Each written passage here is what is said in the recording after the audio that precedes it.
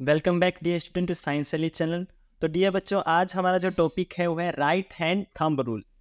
तो हमने हमारे पिछले वीडियो में डिस्कस किया था magnetic effect in straight current carrying conductor. तो उसमें हमने जब देखा था हमको पता लगा कि जो कोसेंट्रिक सर्कल्स में हमारी मैग्नेटिक फील्ड बनती है। अब हमें ये जानना है कि जो कोसेंट्रिक सर्कल है वो किस डायरेक्शन में डायरेक्ट करती है मैग्नेटिक फील्ड को, क्लॉकवाइज है या एंटी क्लॉकवाइज है। तो उस डायरेक्शन को जानने के लिए हमने ये रूल पढ़ने वाले हैं, राइट हैंड थंब रूल। ये दिया था मैक्सवेल नाम के साइंटिस्ट ने। तो इस रूल का जो प्राइमरी जो मोटो है वो क्या है? This rule is used to find the direction of the magnetic field in a current carrying conductor. एक कंडक्टर है, उसमें मैग्नेटिक फील्ड होगी, अगर उसमें से करंट पास किया तो ठीक है।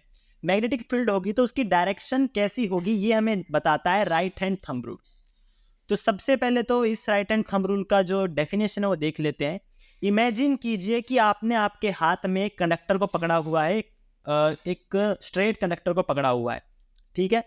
अब ये स्ट्रेट कंडक्टर पकड़ा है तो ऐसे पकड़िए कि जो आपका थंब है वो थंब पॉइंट करे करंट की डायरेक्शन को, ठीक है।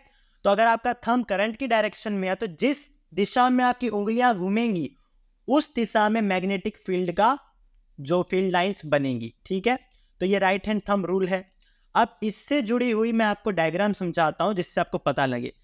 समझो कि आपका हाथ इस डायरेक्शन में, करंट समझो कंडक्टर में नीचे जा रहा है। देखो ये जो पतली सी बीच में लाइन है ये कंडक्टर है जिसमें से करंट पास हो रहा है।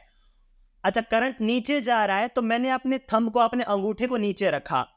तो अब जो मेरी उंगलियां घूम रही हैं इस प्रकार घूम रही हैं, इस प्रकार घूमने को हम कहते हैं क्लॉकवाइज।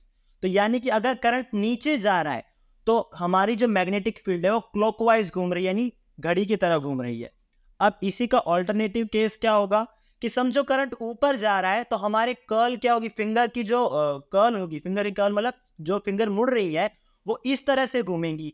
इस वजह से घूमने से होगा क्या कि अब हमारी जो मैग्नेटिक फील्ड है वो एंटी क्लॉकवाइज जा रही है, ठीक है। आप इसे हाथ से अपने से राइट हैंड को आगे करके देख सकते हैं कि अगर आप अपना थंब ऊपर की साइड रखोगे तो आपकी फिंगर्स ऐसे घूमेंगी जो एंटी क्लॉकवाइज होता है, यानी क्लॉकवाइज के उल्टा, जैसे घड़ी घूमती है उसके उल्टा घूमेंगी, इसलिए उसे कहते हैं एंटी क्लॉकवाइज। तो आपको ध्यान में क्या रखना है कि ये राइट हैंड थंब रूल का जो डेफिनेशन लिखा है वो लिखना है।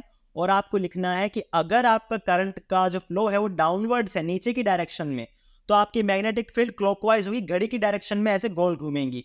गोल क्यों घूम रही है? कल की वीडियो में हमने देखा था कि जो मैग्नेटिक फील्ड है एक स्ट्रेट कंडक्टर है वो कोसेंट्रिक सर्कल्स होते हैं। अब सर्कल तो गोल होंगे ही, तो इस वजह से जो मैग्नेटिक फील्ड है ये क्लॉकवाइज घूमेंगे। अगर नीचे करंट है, अगर करंट आपका ऊपर है तो ये घूमेगी एंटी क्लॉकवाइज, यानी घड़ी के अपोजिट डायरेक्शन में, ठीक।